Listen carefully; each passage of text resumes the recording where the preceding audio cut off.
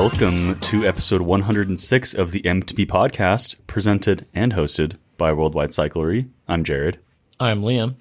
And I am Jeff. And in this episode, we are going to discuss riding hardtails, what to do when your bike has to sit idle, Garmin watches for mountain biking, experimenting with different fork travel, and how much weight you should put into the comments sections about mountain bike parts. And of course, plenty of other listener questions that we're sure you are mountain bikers. We are mountain bikers? We're sure you mountain bikers. We're sure you mountain bikers are going to love and get something from, because that's kind of our goal on this podcast. Yeah, you mountain bikers. Yeah. Better listen good. How about your breaking news comment on here? Oh, that's right. We actually have just discovered this breaking piece of news, why bike pump prices go up every year. Did you know this? You hear about this? No. Because of inflation. I thought your breaking news was going to be about some SRAM, brakes or something. The most dad jokes for any guy who doesn't have a kid. All right, Lou Dog, play a sound effect. That would be a perfect sound effect to run. Quick notes. I put quick notes on things we're excited about. Well, but I think we should comment on how we ended up here right now. So it's a comedy of errors. We attempted to record this episode 106 last Wednesday. It didn't go so well. We had some microphone issues. We wasted a lot of time. It was frustrating. And then we're like, you know what? Tough day. Let's call it quits, boys. Let's go home. Next day we go out, Jared and I and Lou Dog, to film some mountain bikes on this trail called Suicide. Super rocky, gnarly downhill trail. We do some filming. It's hard. There's a big jump, probably 25 miles an hour, really high speed section of the trail. I'm following behind Jared. Jared wads himself right in front of me, and then I crash right into Jared and go cartwheeling down a hill on Liam's bike. Broke a bunch of stuff on Liam's bike. For sure got whiplash. Gosh. If you're one of the people who are watching this on YouTube, we'll run the clip for you right now. Otherwise, the rest of you will probably see it on our social media at some point.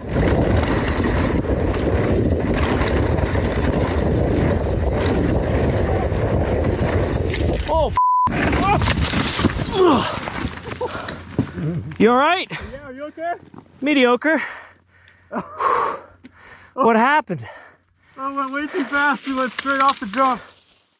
It was a pretty good crash. We both got pretty banged up. Yeah. That was a good reminder when you crash going that fast that mountain biking is a pretty dangerous sport. For sure, especially on a jump that you've done 100 times. Yeah. And would you also say it's the smoothest part of the whole trail? Oh, yeah. It's like the part of the trail you get to and you're like, it's all downhill from here, baby. We're home free. Yeah, your arm pumps like, I can let off. High speed stuff. And I was like, I'm going to pedal harder than I've ever pedaled off this jump for some reason.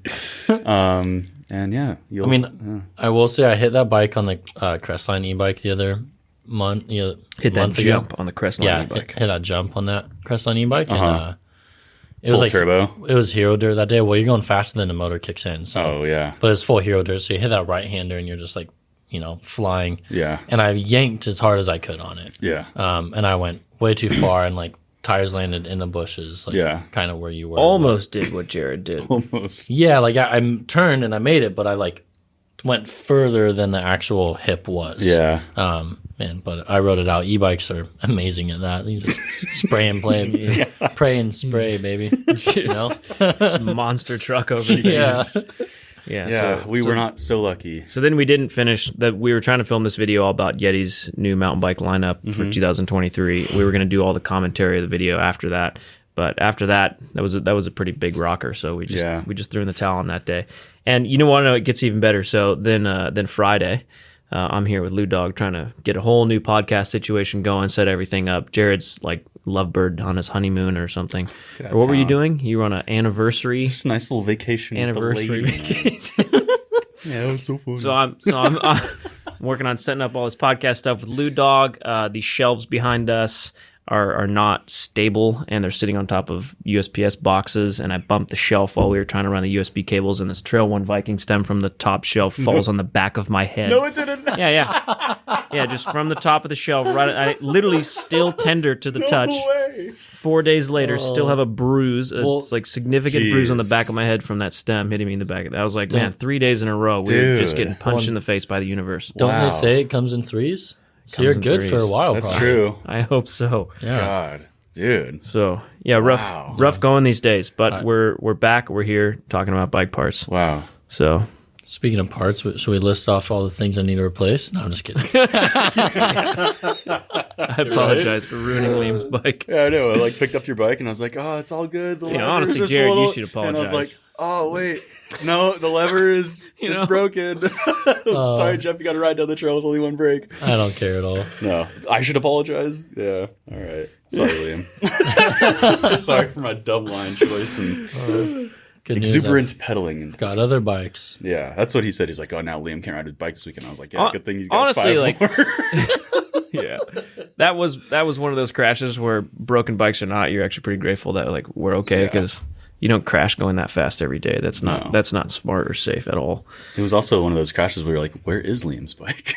Yeah, literally, it was like 40 feet down the trail. We were cartwheeling down the trail. Yeah, Incredible. I mean, when you're going that fast and you detach from your bike, the thing just goes. Oh yeah, just like exploded. Yeah, that was wild. It was a heck of a crash. Heck of a crash. But we're here to tell the tale. We're here. My whiplash is finally going away. Yeah, slowly but surely, my sore neck is getting better. I'm scabbing up nicely. Yeah, we're both scabbing up nicely. It's all great. It's all great. So we're here. Yeah. You know what we should talk about real quick? Intend Suspension, the boutique suspension and component company from Germany that we were talking about in sort of, I don't know, it was like a euphoric moment, like these expensive European boutique bike brand. They have so much cooler stuff over there. Like, we love them, but they're so crazy, like detailed. We can't afford that. And then they reached out and they're like, hey, you guys want to try some of this stuff? And we're like, is this a scam? Do I need to hit you on your Telegram? Yeah, right. How much do I have to send? Cash App. How much crypto? Right. But, that was super cool. They reached out and I can't wait. That stuff looks unbelievable. Initiated a conversation, and now we have what is it? The Hero fork or Edge? The Edge fork and it's an inverted enduro fork. I mean, both of those, that fork and shock, are totally abnormal in the sense that the fork's inverted. The shock looks like a coil shock, but it's an air shock. Yeah. So, this is some, I don't know, aerospace grade shenanigans. I cannot wait to try this stuff. I know. When you opened, that was so funny. When you opened the box and you were looking at it, you were just like, I was giggling. It was like a little kid on Christmas. You just couldn't stop laughing. It's like the kind of so thing, happy, right? It's like the kind of thing you like read about, you see on the internet. Like, oh man, that stuff is so exotic. Like, I'll never get my hands on something like that. And then it shows up, and it's like, here you go. I cannot wait to ride that stuff. Danger Home uses it a lot. Yeah, it's crazy far out builds. Yeah. So that's like pretty much where I saw them on his bikes, and then I'm like, "Holy crap!" I think it's here under our roof. Might even start tomorrow afternoon, maybe. Nice. Or Wednesday. Awesome. One of those. Yeah, so that suspension is going on. That Banshee we're building up, which we're also bringing on again. I'm excited to kind of bring Banshee back into the fold. We sold Banshees quite a bit in the early days of Worldwide Cyclery, and then Banshee's been, I don't know, here or there with what bikes and designs, and now they're kind of making a comeback and making cool stuff, and I was like, wow, this is all actually looking really good, so let's get this brand back in the fold, because this looks sweet. So we're going to build one up. I'm going to ride it in Sedona and ride it, I don't know, where else? Canada, Italy. Yeah. Nice. Do they have a particular suspension design like that they do? Yeah, it is. It's like KS2 or something. Yeah, named after their founder. I think the guy's name was Keith, maybe? Yeah. It's cool. It's a dual link design, similar. I'd say it's along the lines of like a kind of like a pivot. Nice. Actually. That's cool. Yeah. Similar to that, so should ride good, huh? Yeah. Works good, looks good. Yeah, the Banshees I've had in the past were awesome, so I'm excited to ride another one of those.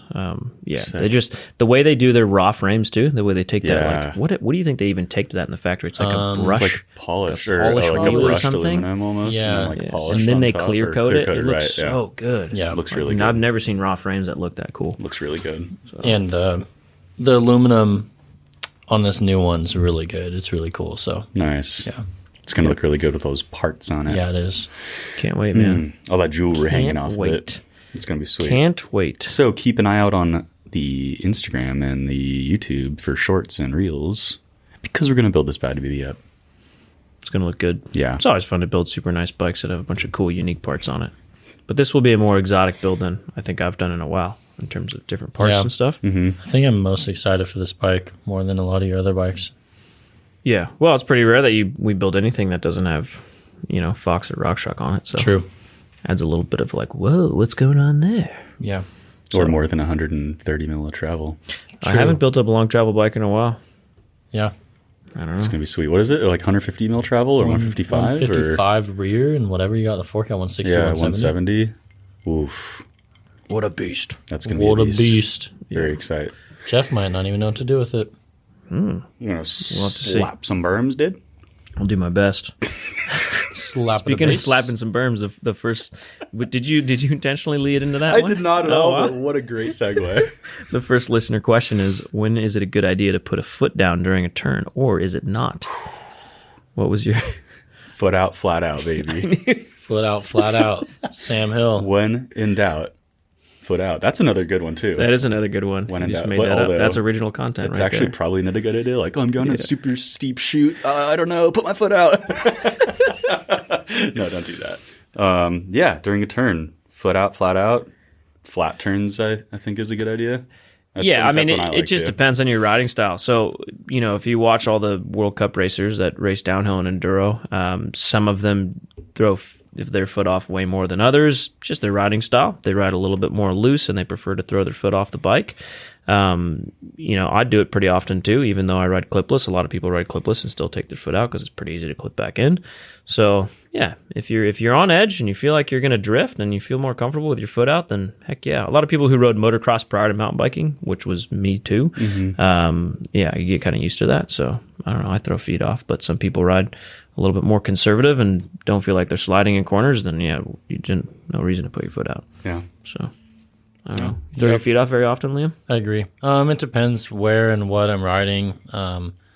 Lately I have been because the dirt's so hard packed and it's kind of got that real fine layer of dust on top that I just feel like I'm sliding on every corner. And we don't have a lot of berms locally around us, so I do. But there's also other times where like maybe I'm trying to ride a session of switchbacks and I'm like, oh, I'm not going to unclip and just try to like do technique around them. So I guess it just depends what I'm doing. But if I am going fast and just like trying to keep up or just go fast, I probably will take the foot off a bit more.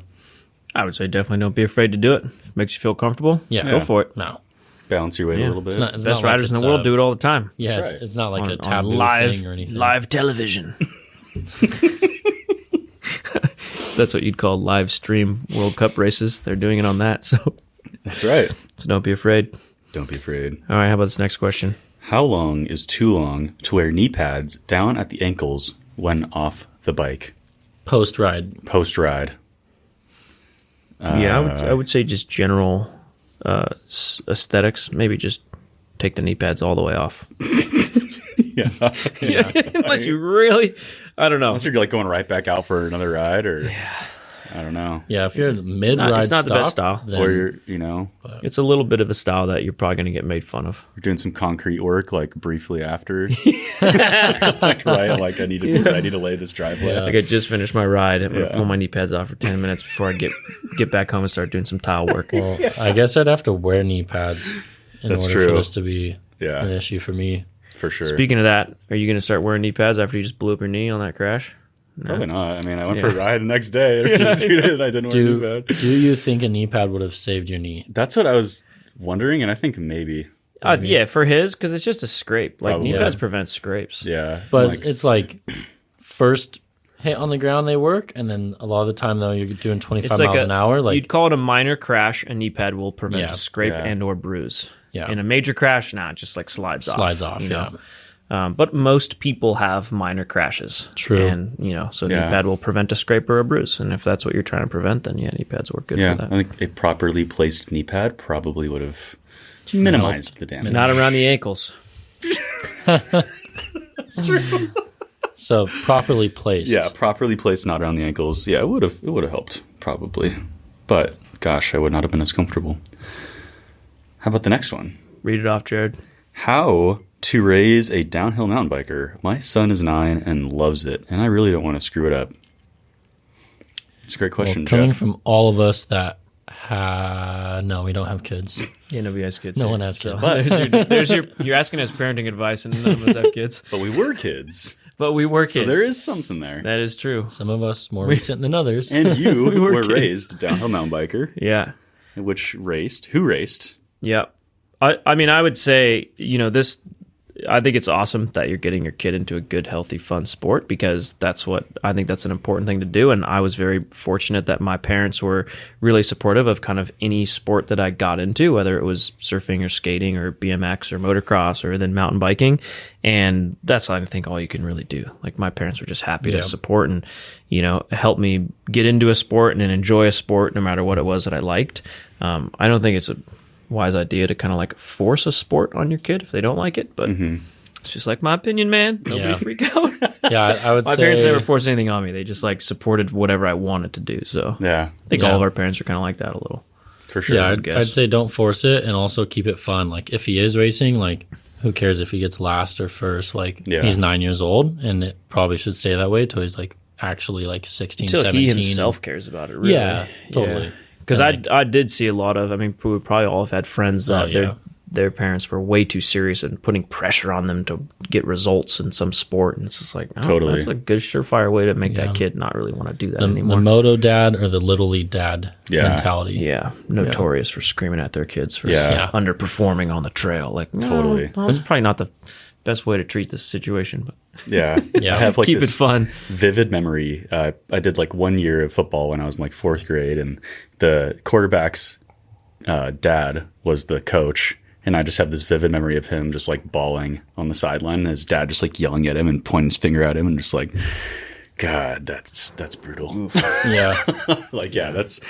But hey, he went on to be he's in the NFL, I guess. So there you go. Actually, in the NFL for like a game. He was like a practice QB or something, but he made it. Got pretty far. He got pretty far. Yeah. So yeah, those parents, while abusive and and scary, maybe they did. Maybe there's something there after all. But maybe you only played a game and realized this is not for me. The definition of success there is a little bit vague. Yeah. It's like, well, is success getting your kid into the NFL, or them like in kind of enjoying their life and the time they spent playing the sport? So I think the latter. I think so. So get your kids into mountain biking. It's such a good sport. I mean, riding bikes in general totally transformed my life as a kid and kept me outside doing fun, healthy things and not staring at screens and getting into paraphernalia. So yeah. Whoever asked that question, just keep having fun. Yeah, absolutely. It's good stuff. It's a good question for you, Liam. Read it. I do not have a torque wrench. Am I hurting the hardware on my bike by tightening bolts to what feels good? Hurting the bolts or hurting the bike? Not really, but if you're snapping anything, then yeah. Maybe he is hurting the bolts. Yeah, maybe he is hurting He didn't the follow bolts. up with that, like, am I hurting the bolts, torquing them to what feels good? All of my bolts are stripped. Yeah. I mean, I would say even myself, all of us who use torque wrenches often, and when I don't use one, I'm like, oh, that was about 5 Newton meters, and then I go to put a real torque wrench on it, and it's already like topped out. I'm like, oh shoot, I over tightened that already. Like, human torque wrenches, no one's good at that. And I'd say for stuff like carbon parts and hardware and pivots on your bike, they're all pretty torque sensitive. Like, usually 10 Newtons or under for pivot hardware, and then carbon's like 5 to 6. So that's not a high torque. Like, you don't want to clamp too hard on carbon because you could break it. Yeah. And then a lot of pivot bolts are aluminum, and you're using a steel bit, which means if you over torque it, you can totally botch that bolt head. So crush the bearings. Yeah, that's what I was going to say. If you over torque that, you could damage your bearings, huh? Yep. I think the thing is torque wrenches nowadays are so much more affordable than they used to be. Yeah. So it's just it's a worthy thing to. If you have a nice mountain bike and you're going to be messing around with it with tools yourself, just buy a torque wrench. Like, it's really not that expensive. Yeah, like these days. Treat yourself. Park tool sets like maybe $100, and you've got a $4, $5, $6, $8, $10,000 bike. Yeah, it's probably a worthy investment. Yeah, that one Park T-handle one just comes with like a T25, 4, 5, and 6, right? Something like that. So. How much do you have to spend to get a torque wrench that has an 8 mil Allen? That's like the full size, and right? Because you got to buy the full size one. But there's really only a couple of ones. There's not that many. It's like mils. the crank bolt maybe, and like maybe the derailleur hanger that would use an 8 mil, right? Yeah, the other thing too is like if it's an 8 mil bolt, it's or a pedal, like I guess. you can the bigger the bolt, the bigger your over torque can be. usually. Yeah, that's true. And 9 times out of 10. Also, with a bigger bolt, you're also going to have a bigger like Allen wrench handle, so you're going to have more leverage. Right. So it's also going to like an 8 mil. You know, if it only calls for a little bit of torque, like on suspension hardware, you'll just over torque that a lot. I mean, right here, one of the Park Tool wrenches, $113. That's just the wrench, but you can buy any bit set. And that's the nice one. That's like the big dog. Yeah, that's the big dog. The little T-handle guy is way less than that. Yeah, way less. But it just only has it just doesn't have an 8 mil bit. Yeah, and it won't really do too much suspension hardware because it's like 6 Newton and under. Yeah, right. So, it's just a limited amount of Newton meters you can select. $150 you can get a good set with a good torque wrench that's reliable. It's worth the investment if you're going to work on your own bike, and your own bike costs several $1,000s. Yeah. So, plus it's always fun to like hear that click and be like, there it is. It is set. Torque wrenches are fun to use. They are satisfying. Yeah. It's a nice piece of equipment to have. Yeah, it is. Absolutely. That's right. Speaking of equipment to have, how about this next question? I think I want to go back to riding a hardtail. Do you think I can still shred park? I say, yeah, bro. I only ride park, bro. Yeah. I have a hardtail, and I haven't ridden at any bike parks, but it's really fun on jumps. Yeah, I think I could. I guess it depends. I mean, I could ride it on whatever trail. You just pick your speed, right, and pick your lines more. I mean, if you could shred park before on a full suspension and you're going to hardtail, you probably still can. Yeah, absolutely. Definitely. But if all you're trying to do is shred park and ride park, then maybe you could get a full suspension bike. Yeah. However, like hardtails are awesome for a million different use cases. You just got that Y-Cycles El Jefe hardtail that you're loving. Love that bike. I ride my gravel bike, which is not really a gravel bike. It's like a rigid... it's a Salsa Cutthroat that has 45C tires on it and a rigid fork. But that's awesome. Like, I love riding things. When you don't have any suspension, or if you even just don't have rear suspension, you start picking lines more, cautiously, and it's definitely really helpful to just like advance your skills as a rider to not ride a full suspension bike. For sure. You have to think about everything a lot more. Yeah, absolutely. And they're just, hardtails are fun. Like, just a absolute no loss in power every time you pedal, and they're light, and they're just a really fun bike to ride. Yeah. So to answer the question, I say, you can still shred park, just, it's going to be a little different. It's going to be a little different. Yeah. True. Yeah. But go for it, because hardtails are fun. It's a good bike to have. Yeah, exactly. And you can get in the game for a bit less money. Oh, for sure. Oh yeah, that's right. I mean, if you're depending on your budget too. If my budget was, I wonder how high I'd go. If my budget was like $3,500, maybe even $4,000 or below, I would get a hardtail. Really? Well, because think of like the nice kind of full suspension for $4,000 or decent. It's getting really close to that better. Like $4,000 price point. You can get a decent full suspension bike, like a Trek or a Giant or a. But at least let's so 3,000 or below hardtail, 100%. Yeah, like you do not want to spend you that could get money on a full suspension bike. Won't be good. $3,000 for a common style hardtails, like a nice one. You're getting like a Pike or Lyric on that. I just really like better parts on a hardtail than I would like. Mediocre parts, including mediocre suspension on a full suspension bike. Yeah. I mean, I would rather have nice parts on a hardtail. I think we've had this conversation, like, medium parts on a carbon frame or high-end parts on an alloy frame. I'm going to go high-end parts on an alloy frame all day long. For sure. Yeah. So, yep. There you go. Hardtail life. It's a good one. You should live it. Jared's the kind of guy, whenever he gets a new bike, he wants everyone else to get a bike really similar. It's the best. You should get a hardtail with me, bro. Let's go hardtailing. Let's go hardtailing, man. I only ride with other guys on hardtails, so I guess I'll see you guys another time. You don't have a hardtail? I'm out, dude. I'm going to the brewery. Oh, man, lame. It's going to have an IPA. Yeah, seriously. Handlebar your mustache. Yeah. Oh, man. I thought this next question was pretty good. It's what's the official spelling for the SRAM X01 drivetrain? Is it X01 or X01? So technically, I think on their site it's X01, right? But everyone calls it X01. I don't know. It just kind of sounds better saying X01 rather than X01. It's less syllables, so people adopted that. They say it X01. Like SRAM internally, right? Mm-hmm. It's a very tomato. You can kind of say it however you want. Yeah. Z is a harsh letter. Zero. Oh, harsh. Zero, like Z. It's nobody says any words with Z. Z and R. They're both pretty harsh letters, I guess. This would be such a different conversation in Europe because everyone calls it Z. Yeah, they don't call it Z. Yeah, that's even worse. XZ01. XZ01. It is a 0, but it's used completely interchangeably and is totally acceptable for everyone. Wait, is 0 spelled with a Z or an X? 0, Z. It's with a Z. You're thinking of the accounting software that we use. That's XERO. Got it. Yeah. Or Xerox. Or Xerox, yeah. Or Xerox, right? Right. Which is pronounced Z and X in the same word. The nerve of those people. Well, just so you know, I control all of the super nerdy search results stuff on the Worldwide Cyclery website, and I've made a synonym. So whether you type in any query with X01 or X01, you'll get the same results.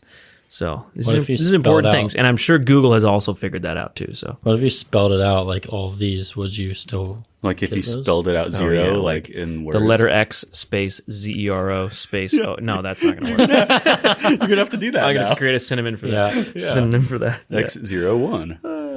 It's X01. It's X01, but pronounced X01. Yeah, pretty much. Yep. Which call whatever you want. Gosh, what English? Gosh, just got to make it more confusing. All right, I need a break. Yeah, let's have an ad. And now, a word from our sponsors. Hey guys, Jeff again. I recently made volume 13 of the YouTube video series called Ask Jeff Anything. I've been doing that for quite a while on YouTube now, where I answer all of the various questions from you guys that are from me specifically. Check that out on YouTube if you haven't seen it. One of the questions I did answer that I wanted to mention, because it's a nice subtle plug for the apparel brand that we own, Kettle Mountain. Somebody asked about the lifetime repair and warranty offering that we have for Kettle, and here's my answer. So there you go. That's all I got for today's short ad. How could it possibly make any business sense to offer Kettle with a lifetime warranty? All the stuff at Kettle, we are offering a lifetime warranty and basically are repairing anything that ever gets damaged on the Kettle gear side as well, because we just want to make really good, durable stuff that lasts forever, and we believe in making good, high-quality apparel that lasts a long time. And does it make business sense at the size of Kettle is now? Yes. Will it if we get to the size of Patagonia? I don't know. I guess we'll figure out when we get there, and might have to pull that back in, but I hope not. I think the goal is we want to make good stuff that actually lasts a long time and doesn't promote consumerism, but rather like useful versatility in products, that you have less things in your closet that last you longer and do more. And now, back to the show. I thought this was a especially hilarious, but perhaps accurate question. Do any of the Amish in Lancaster, Pennsylvania, where you have a location, own high-end bikes? And if not, can you find out if that's breaking the Amish rules? God. You should know this. Okay, so here's the thing. All of us are from Southern California. That's where we started Worldwide Cyclery. After, was it 5 years in business, we opened up our second location in Lancaster, Pennsylvania. It's pronounced Lancaster. Yeah, that's why I didn't say Lancaster. Yeah, Lancaster is in California, or out by Palmdale. Lancastershire. Lancaster. But so when we opened that location, we did that because as business scaled, we were shipping a ton of product to the whole eastern half of the U.S., and having a location in Pennsylvania made a ton of sense. We could ship stuff there a lot faster and more economically. So it was a win-win. So we opened up a store in Lancaster, Pennsylvania. Still there today. It operates well. It's awesome. It's a super huge benefit to the Worldwide Cyclery customer experience for everyone that's on the East Coast that buys from us. Lancaster somehow is, well, actually not somehow. I guess there's a few different ways. So like that song Amish Paradise. Yeah, remember that famous song? Oh yeah. So that music video, there's a horse and buggy that says Lancaster on the license plate. Really? The horse and buggy. Yeah. Nice. And Lancaster, Pennsylvania became very affiliated with Amish people, and there is plenty of Amish people on the outskirts. Absolutely. The actual like Lancaster city and town is not. This is just normal. Yeah. It's like standard American the Amish East aren't Coast allowed in town. Well, they go into town, but and they're not listening to the podcast either. So they're not listening to our podcast. But over the years, so many people have been like, Lancaster, you got to shop in Amish country? Like, just I've had to explain this 1,000 times, and it's that's so funny. I don't know, it's pretty funny. But I think people from Lancaster, Pennsylvania, are kind of used to it. So one of our guys there, Aiden, who works in the store there, he's a fantastic customer support rep. You've probably talked to him if you're listening to this podcast and you've ever emailed or called us. He at one point he took our About Us page and he photoshopped. So it's like there's a photo of the California store location and the Nevada store and then the Pennsylvania store. All the employees. Yeah, with all the employees. And so then he took that page and then he just photoshopped out the Pennsylvania store normal employees and he put in like an Amish family. It was so funny. I was cracking up. So I don't know. I think people are used to it. That being said, I don't think they own high-end bikes. However, weren't they telling us about the 16-year-olds? The Amish are the people in No, the Amish. Oh, yeah, the Amish don't. Yeah. No, the Amish. Okay, it was like, there. yeah, everyone that works at Worldwide Cyclery in Pennsylvania has got. Of course they do. Yeah. No, but the Amish, I don't think own high-end bikes. Right. But weren't they telling us stories about how like the kids will like basically pimp out their buggies? Oh, like, yeah. rims on it and like speakers and stuff. It's that whole Amish culture. I'm absolutely not an expert on it, but I did when my mom came out to visit Pennsylvania one year. We did do an Amish tour, and we learned about the Mennonites and the Pikers and the Old Order Amish and the New Order Amish, and so I got a little bit of a more insight into it. And Rumspringer, which is the 1 week where they're allowed to. Which didn't MTV have a show Breaking about Amish? Breaking Amish. I'm pretty sure it's called Breaking Amish. So I've heard of that. Yeah, there's it's. I don't have too many positive things to say about it. It feels a little bit more like religious oppression. Well, that's okay. Like you said, like we said, they're not listening. Yeah. I'm just kidding. Half kidding, half not. Yeah. I haven't seen any Amish on nice bikes, but they do ride scooters, big wheeled scooters that have bike tires on them. I'm sure some of them have to have a bike. Somebody's out there bikes, has a probably not. mountain bike. On a bike. But see, that would be more of like a Mennonite or a or piker. There's like different variations. It's not as simple as meets the eye. Because you said some are like allowed to use like drills and stuff. Well, there's a thing about the bishop. Whatever the bishop says goes, right? So we actually went into an old order Amish house that had no electricity run to the whole place. Mm-hmm. But they had those like Ryobi drills with the flashlight attachment all over the place. And I was like, it doesn't make any sense. This doesn't really make any sense.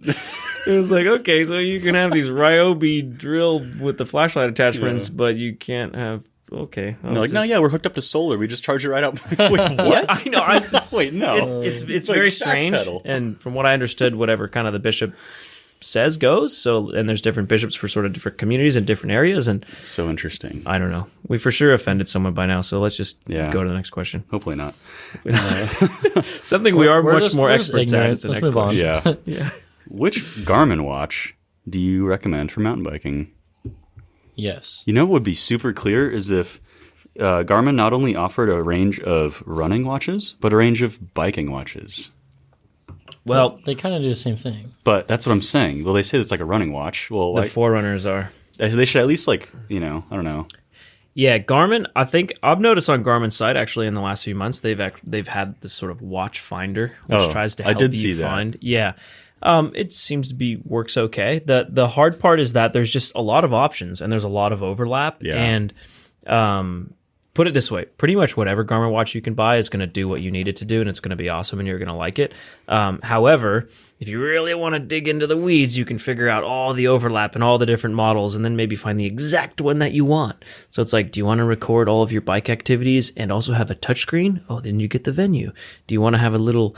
do you want to have topo maps? Then you get like the high-end Forerunner or the Phoenix series. It's like there's all this it's confusing. But so I always recommend to people the Forerunners. The Forerunners are awesome. They're like originally sort of designed for triathletes and multi-sport, but they have all the mountain bike activities built in there. That's what both of you guys have, right? Yep, so 945. Those are awesome. Yeah, so you have 945 and 955, I think. So 945. So the high-end Forerunners have topo maps, which is killer. If you use topo maps and you care about having that on your watch, that's really nice. The lower-end Forerunners, the 545, 245, the less expensive, they pretty much have all the good stuff without the topo maps. Or now it's the 755 because they've gone up from what we have. Yeah, they don't have them. Yeah, so it's just like the top end Forerunner has the topo maps, and then the Phoenixes. But I mostly recommend where people, depending on their price point, just get a Forerunner 255. And it's like that's going to record your activities. It's got body battery, like all these great features that track your sleep and all that sort of stuff. And if you want to get bougie, then like go to the top end Forerunner or the Phoenix series. But I'm a huge Garmin fan. As I discovered Garmin watches and got really knowledgeable and fell in love with them, I told everyone at the shop about them, and they're like, well, that is awesome. I'm going to get one too. And I think almost half of the company, maybe more than half of this company has Garmin sponsor us. Yeah, right? It was also... We do sell Garmin, by the way. But right. It was also kind of like, not so much like, hey, these are awesome, but like, your Apple Watch sucks. I didn't say that. Yeah, no, it's like Garmin Watch is way better. Apple Watch sucks. What do you got to charge that thing twice a day? Well, we did talk about that on one of the prior podcasts. It's a different product. It is. An Apple Watch is a cute little iPhone on your wrist. A Garmin Watch is like a purpose-built watch for an outdoors person and or an athlete. But with that said, I ditched the Apple Watch and I got my Garmin watch, and I have not looked back since, and now anybody with an Apple Watch, I'm like, you got to get a Garmin watch. Yeah, see, you're the perfect use case, right? So you had an Apple Watch, and you were like, oh, I can kind of record Strava sort of on this thing, but man, not really. Well, yeah, it got to the point where I was like trying to record a ride that was basically it was like more than 4 or 5 hours, and I was like, your watch. And my watch was fully charged and it didn't even last the whole ride. And I was like, all right, that was the it's just not the product for that, right? Yeah. So I was like, well, now I have a Garmin watch that I charge once a week, and it's amazing. Yeah. Which is kind of why Apple tried to bridge it with that Apple Watch Ultra, but it's not quite there yet. Yeah. It's closer. It's closer for sure. If you're a occasional athlete, Apple Watch Ultra is pretty cool. Yeah. If you also want a little iPhone on your wrist. But if you're like a real athlete, you're like actually really trying to track all your metrics and have accurate GPS data and long battery life and all that, like you got to go Garmin. Yeah. And it's just so you don't for that. Care about having an iPhone on your wrist. Yeah. I don't. I would just literally never want notifications from my iPhone on my wrist. That just seems like unbelievably extraordinarily distracting, even though the thing is already too distracting. There are some use cases for it, like when I was in the beer industry and like you're doing something, you have gloves on, chemicals on your hands, and like you actually want, like just got a notification, you want to see what it is, like, but you could still do that with the Garmin watch. You could do it with the Garmin, which it's not honestly, as like beautiful of an interface and a touchscreen, but like it's still there. It's whatever, but like, if that's what you want, then I get it, and like that kind of Apple ecosystem compatibility, I guess, but. You know, honestly, that's one thing I'm glad I got away from with the Apple or the Garmin watch is to just kind of disconnect from the Apple crap, whatever. Excuse me. and just like go for a ride, disconnect, not get any notifications, and just track it. Yeah. Yeah. So there you go.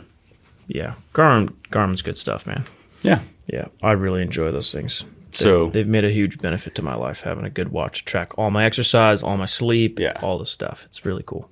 Good product. Yeah, so Forerunner or Phoenix. Yeah, depending on your budget. Forerunner and Phoenix, hands down. Just look at those two categories or models. Yeah. Models and then submodels. Models, submodels, sub-submodels. Garmin has all of it. Sub-model. Oh, jeez. But Forerunner or Phoenix, those are the ones. If you're a mountain biker, that's the one. Yeah. Yeah, if you don't want to watch and you still want like all the Garmin stuff aside from like the physiological tracking, you can get Garmin bike computers, which you used to have for a long time, Liam, right? Like a lot of people use Garmin bike computers. I always had a Garmin bike computer before this, and then I had big ones and small ones, and they always crapped out after a couple months or years. And then before I had this, I went down the smallest one they ever made for like 6 months was like the Garmin 25 or something like that, or 35. And it displayed my riding time, my elevation, and my distance or something like that. As simple as could be. So I knew when to eat, and I knew how far I went. Yeah, but then I got the watch, and now I'm sucked in the rabbit hole of the watch game. So it's pretty nice. Yeah, the Garmin bike computers are cool, but in the bike computer market, I think Garmin has a lot more competition. They do. Whereas in the actual GPS watch for an athlete market, Garmin has way less competition. Like they're kind of, it's like Whoop gets all your physiological stuff, but does absolutely nothing for GPS tracking. And then Apple Watch does all your Apple stuff, but like does absolutely nothing for your, GPS tracking. So it's it's just a different product. Yeah. Makes sense. We could have a whole podcast on this, but we shouldn't. Yeah. Unless Garmin pays us. Yeah. Garmin, if you're willing to pay us, we will do a podcast. Yeah, now time for a Garmin ad. Yeah. Not doing paid ads, unless Garmin pays us. An obscene amount of money. We're not talking like one free watch. We're talking like watches for life. Yeah. Just kidding. This whole thing was an ad. Gotcha. Oh, man. Awesome. Wow, this is an excellent question. Is it? Yeah. Yeah. If you were a band of mountain biking superheroes, what would your names and superpowers be? And who is your arch nemesis? My name would be Boost It Benny. All right. And my superpower is boosting to the moon. Wow. And my arch nemesis would be Pinch Flat Pat. Ooh. Wow. What are you looking at Get me? in, get in on this, Jeff. Come on, get in on this. I didn't pre-think this one. I didn't either. I just thought of it right now. Liam had this. Just thought about it. I would be weightless Jeff. I could weightlessly float to the top of every climb. Ooh. And my arch nemesis would be Heavy Henry. The guy who's got a bunch of heavy parts on his bike and doesn't care at all. Oh, that's really good. Liam, you said this nickname the other day, and it kind of resonated with me. And I think my superhero name would be Whiskey Rick. For no I said reason, it in a negative connotation. You did in a negative, but I took it as in a positive. Okay, way. yeah. My superpower would be to have trail appear in front of me wherever I please. The perfect ribbon of single track or whatever have you. Your arch nemesis? My arch nemesis could also be Pinch Flat Pat. Pinch Flat Pat. Because he's Dude, there that to guy, ruin your dude. day. Yeah, dude. that guy, Pinch Flat Pat, dude. Get Can't think of a better one than Pinch Flat Pat right now. Yeah, that's a great question. What about Thorny Tony? Oh, no? Thorny and Thorny. All right, moving on. Let's get out of this. I have just purchased a new YT Jeff C. Core 4. You missed this one. Oh my God, I thought you, okay. You're doubling. Yeah, I am doubling. Let's just say you crashed and your doctor says you can't ride for a few months. Okay, it was me. I crashed. Is there anything I should do to my bike to have it sit idle for a couple of months? The answer is... Definitely. Yeah. I mean, a lot of people do that just because of the off season. Yeah. A lot of people don't ride their mountain bike for months at a time in the off season, like what's happening right now, also known as winter. Yeah. What's that? First, I'd probably take all the sealant out of the tires and just let them sit there with no sealant in them if it's going to be sitting. Yeah, sealant will just coagulate and turn into a mess and dry, and if destroy you just let it your sit there for too long. Yeah, so just get your sealant out of there. Just your cord. Get it out of there. Pour it out, clean it out. Yeah.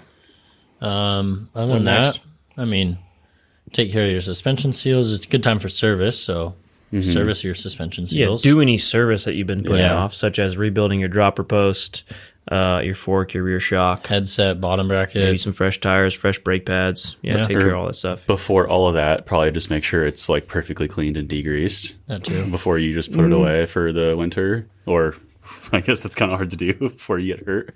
Yeah, depending on your injury, if you've got use of your hands, or at least one hand, you can start working on your bike a little. Yeah. I don't know.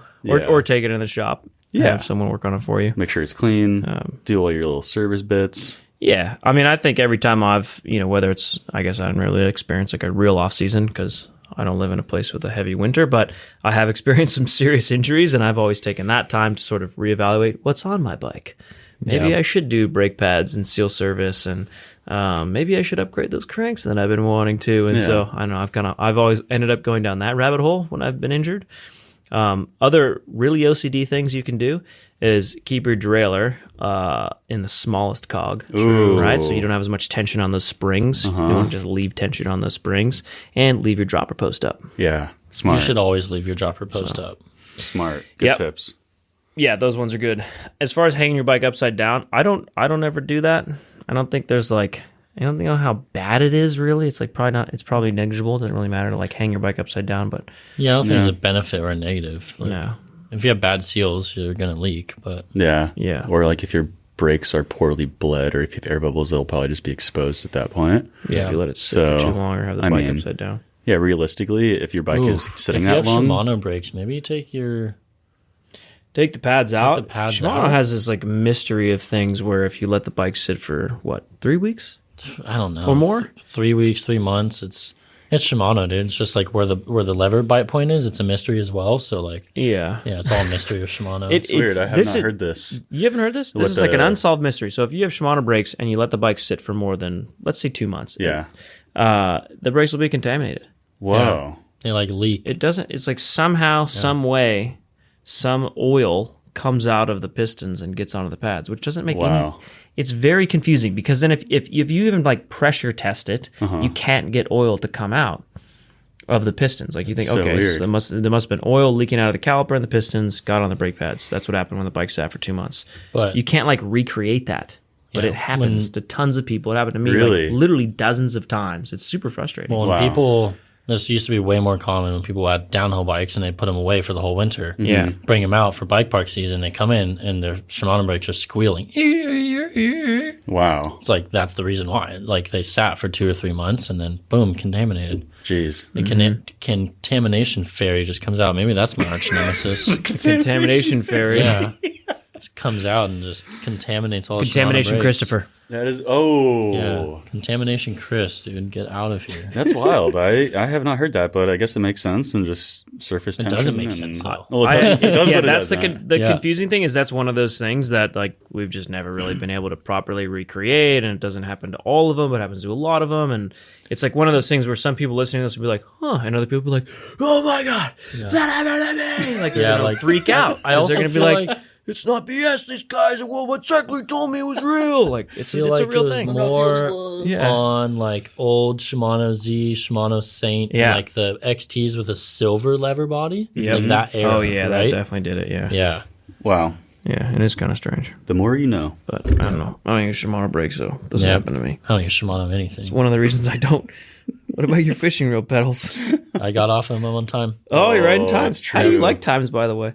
They're like right in between Shimano and Crank Brothers, and they're not Shimano, so that's I'm fine what people with say. Yeah. Yeah. Nice. Nice. And they look cool. They do look pretty cool. I actually I got Time 8s first, and it's more like a trail pedal because they sent them to me, so I was trying them out. And then the Time 12s is like their enduro pedal, and I actually paid for those. They're not cheap, so I held off to make sure I liked the interface first. Then once I did, I bought them, and they actually work really well and have a lot of good engagement on the shoe. So yeah, I'm stoked with them, and I'd love to run Crank Brothers, but I just can't get along with them. So yeah, nice. Well, all right, you jumped the gun on this question, so now you can really hop in there. I'm going to sink my teeth into this one. I have just purchased a new YT GFC Core 4, and I'm upping the front travel from 150 millimeters to 160 millimeters to experiment. I have a Fox 38 factory with 170 millimeters of travel laying around. Should I buy the 160 millimeter air spring for the 36 or the 38? I'd say this kind of depends maybe on the rider's weight. If you're over 200, the 38 might actually have a benefit and give you a little bit more stiffness. But if you're not, and if you're not a super aggressive rider, you're probably going to have a better ride feel at 160 on a 36 than 160 on a 38. Or just, for regular trail riding versus like hard enduro or... If you're concerned about weight, definitely do the 36. If you're concerned about stiffness because of your size or riding situation, do the 38. I think the Jeff C is a 140 rear travel bike, I believe. So... 140 with a 38 up front's a little unbalanced, maybe a little overkill. So I'd probably go with the 36 personally. Yeah, I guess it just depends on your intentions too, right? Yeah. Depends. Okay. Remember the rule. Yeah, we can always say it's situational, but we also have to give the answer of what we do. I clearly would do the 36 because it's lighter. And I weigh 150 pounds. Yeah, I guess if it is 140 travel, like you said, Liam, then I guess I'd probably do the 36 also. But if it's more than that, I'd probably think about doing 38. I already know you'd do the 36 too. Yeah, I would. Yeah. I said that before you interjected. Oh, sorry, I wasn't paying attention. You weren't paying attention. What a nice guy. All right, what is this? All right. Go ahead. Some professional woodworker / engineer made a modern wooden frame, DH frame, would you ride it at Whistler Bike Park? Why not? My life. What about... What's the worst that could happen? Didn't Fabio Wimber do that I don't know, like riding a grandma bike at a bike park or something, and he did some massive drop on this ancient bike from the 70s or something, and it broke in half, and I think he got hurt. Yeah. He like blew up. I think I'm not selling this one. I think he blew up like 20 wheels trying to film that thing. Yeah. If some like really gnarly engineer and woodworker made a DH frame, it probably is going to be okay for a few runs. Yeah. I don't know. At that point, though, you're also relying on wood, which is not you can't really test the consistency of wood. I don't know. I'm not risking that. I'm not doing that. I'd ride around the parking lot, do a couple bunny hops, be like, this is awesome, but I'm not riding that. They didn't say what trail. They didn't say you had to go send like dirt merchant on it. We're really getting into the weeds now. On this I would rather ride a trail like A-line on it than go on any sort of tech trail. You know what? Okay, you can float so gentle on A-line. I'm sure you'd be fine on A-line with a wooden. I got to tell a story because this. What about wooden? You ever seen those wooden rims back in the day, like old school roadies and like track bikes? Oh yeah, those worked well. I didn't see one blow up. Yeah, probably. I mean, there's a lot of different types of wood too. Yeah. So yeah.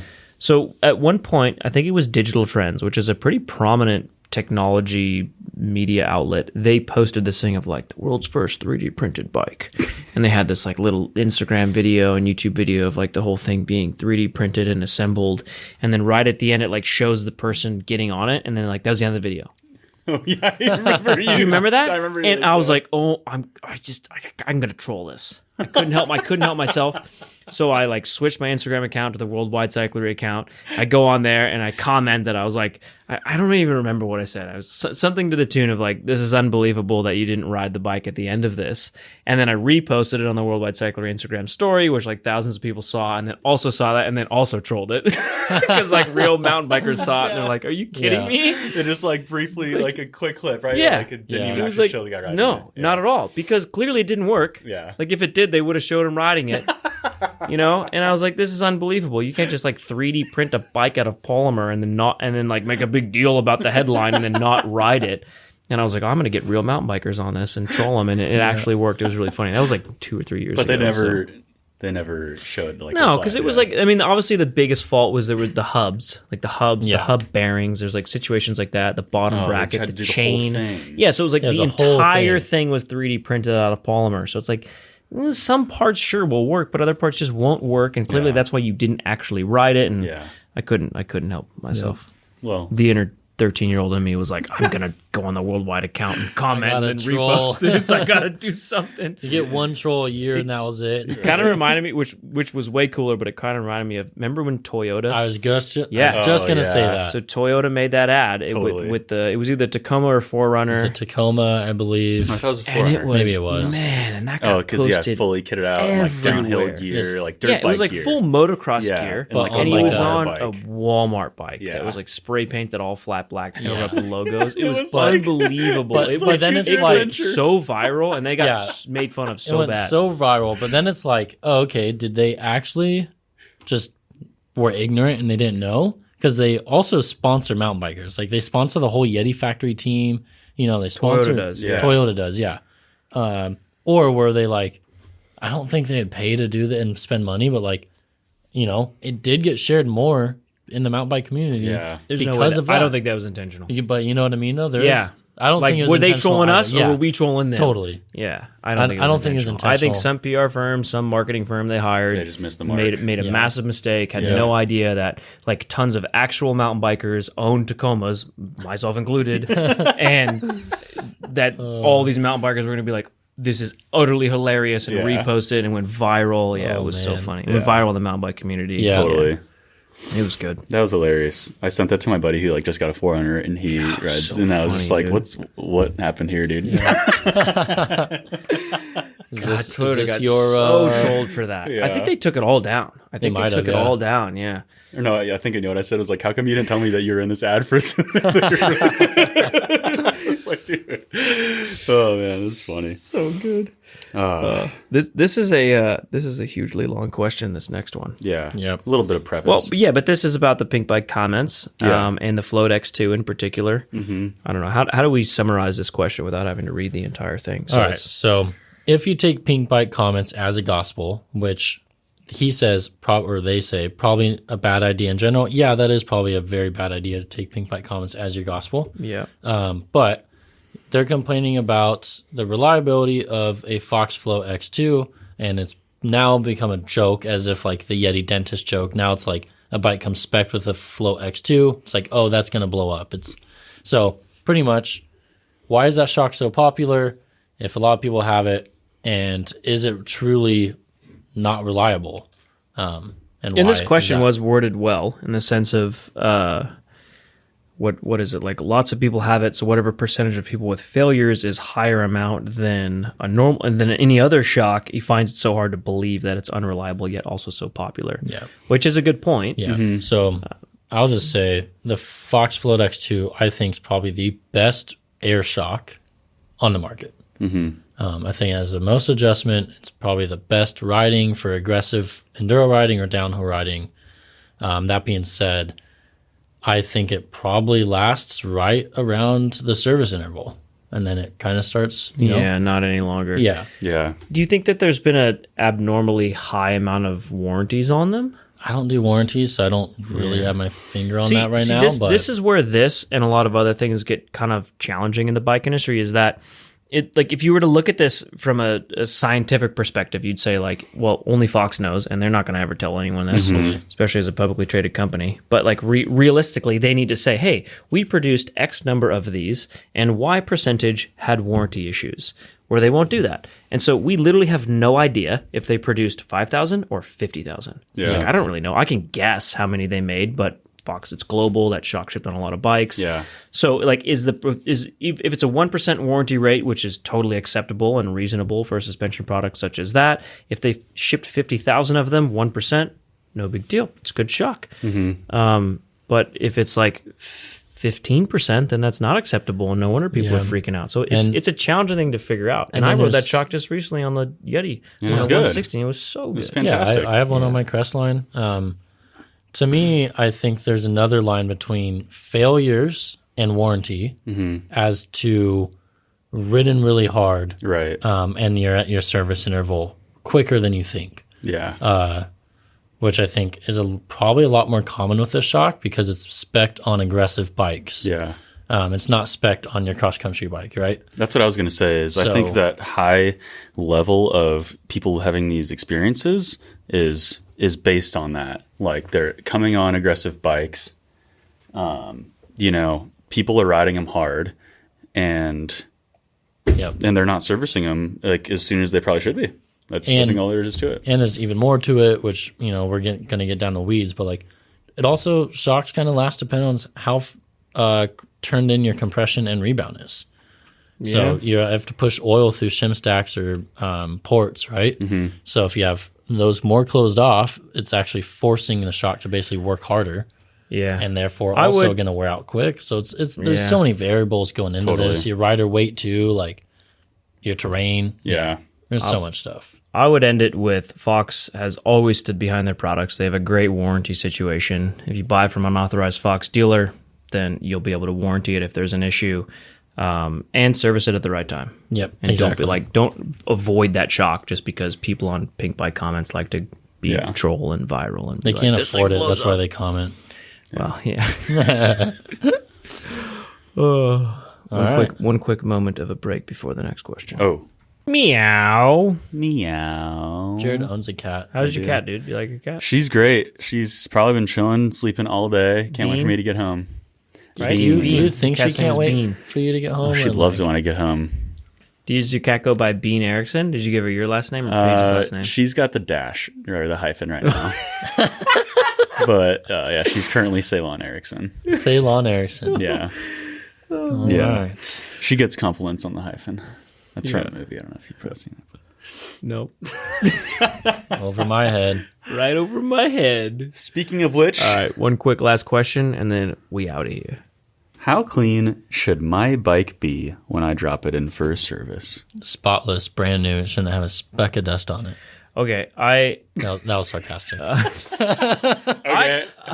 I kind of agree that your bike should be clean if you're going to take it in for service. However, if you don't have the proper equipment to clean it, or you're literally paying for a clean, then or service at all. Yeah, well, if you're paying for the clean, then bring it in and ask them to clean it and pay for the clean. And then they're like, yeah, great. We're like, we'll happily clean your bike. Yeah. So I recall back when I was working on a lot of people's bikes as a more traditional mechanic in a shop, it was more convenient to me for them to bring the bike in dirty and then say, yeah, obviously I'm going to pay for a clean. And then can you do the X, Y, and Z service? Like that was convenient because then I could clean the bike. I knew it was done properly. I knew what I did. Yeah. I knew if I degreased or didn't degrease or whatever. So but what was annoying is when people would bring in dirty bikes and they'd be like, well, can you just true the wheels even though they're covered in mud? But like, I'm not paying for a clean. Yeah. That's the problem. Yeah. You don't bring in a dirty bike and not pay for clean. Either A, clean the bike before you bring it for service, or B, bring it in and make it obvious. Like, I would love to pay for a clean and then have you do the service. Anyone will be happy to clean your bike for you if you pay for it. They won't be happy if you try and skimp out on the cost of a bike wash and then ask them to work on your dirty bike. Like, that's the only uncool thing. I think in California, I've told all the locations to do this, but I don't know how much they enforce it. But if a customer brings in a bike that's like obviously kind of too dirty to work on, we just tell them, hey, we're going to wash your bike. It's whatever, $20 or $25, I don't know what it is. But like a good solid clean. Like that's what we offer. Full degrease and lube. Full wash, scrub everything, professionally done, air compressed it off all the nooks and crannies. That being said, as a mechanic, it's also nice to clean a bike because you get to see little stuff that you might not have noticed, like, something's loose, or this doesn't feel right, or this isn't spinning, properly.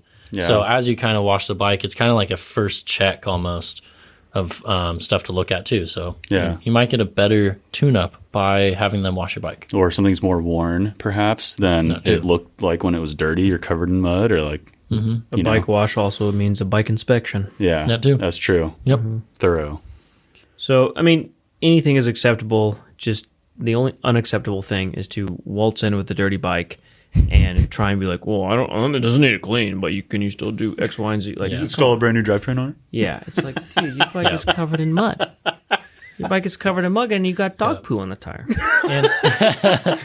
And also, like, I don't know, if you wash your bike and you don't really have like scrubbers I don't really wash a bike without an air compressor. I try not to unless I'm like in the middle of nowhere traveling. Because that makes a big difference too. Get all the water out of the nooks and crannies and bolts and stuff. So, maybe you don't have the equipment to do a proper bike wash. So, have a professional do it. Have a professional do it. Yeah. Yeah, as long as you trust the professionalism of your local bike mechanic. Yeah. True. Mm-hmm. Otherwise, you can become a bike mechanic yourself because it's not super hard. Yeah. Hey, man. Most things are not that hard. No, they're not.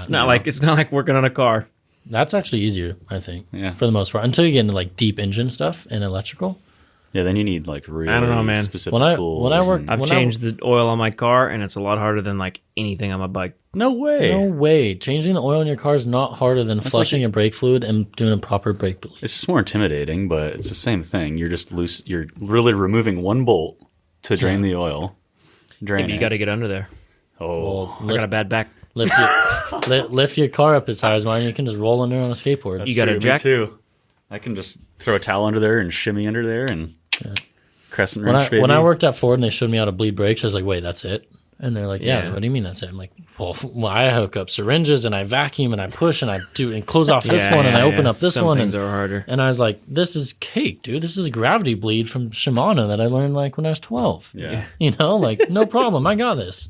So some stuff is much easier on the car. Yeah. And bikes also have much more of like a finesse touch, where cars you can kind of be like a big, strong hack, Just hand fist that brake pad in there. Totally. Yeah. But the tools, like a nice bike stand and some nice set of bike tools is a lot cheaper than like a full-on lift stand for your car. That is very true. Yeah. Semantics. What do you mean? You don't have a lift at home? I don't have a lift at home. I do. Yeah. Fits right in my apartment garage. Yeah. All right. Well, last but not least, or as Jared would like to say, least but not last, if you've listened to this far, we thank you. We love you. We genuinely appreciate it. If you're watching this on YouTube, please hit subscribe. Please drop a comment and leave another question for us to potentially answer in the next podcast. But most importantly, if you're listening to this on Apple Podcasts or Spotify Podcasts, if you could leave a review, it genuinely helps our podcast and helps us. And it's just it's a nice little way for you to say thank you for telling me about mountain bike things for an hour. And we'll give you a $15 credit. Oh, yeah. You missed that part. I did. You forgot that part. Yeah. What was the incentive there? You're gonna leave a review. There's specifications here. If you leave a review on Apple Podcasts or Spotify Podcasts, please screenshot it. And then email it to podcast@worldwidecyclery.com. And Jared will give you $15 off a Worldwide Cyclery order, so you can grab yourself actually a lot of things. Yeah, for anything hypothetically, because there is no order minimum for that $15. Well, it's still $15 off though. Yeah. So like you can't get anything with you can get $15 off. Oh, that's true. You might have to pay for shipping if whatever you're buying is $12. Whiskey Rick has had too many. Whiskey Rick's on his 4th whiskey. Oh, geez. Who's counting? Thank you very much for listening this far. We genuinely appreciate it, and we will talk to you guys in the next one, which won't be long because we are doing these a lot more frequently in 2023, something we care about and we want to do for you guys since a million people have asked us. So we're on it. Answering your questions, helping mountain bikers. Yes. Thank you. And we enjoyed it. Good night. Yep. Love ya. Cheerio. Cheerio.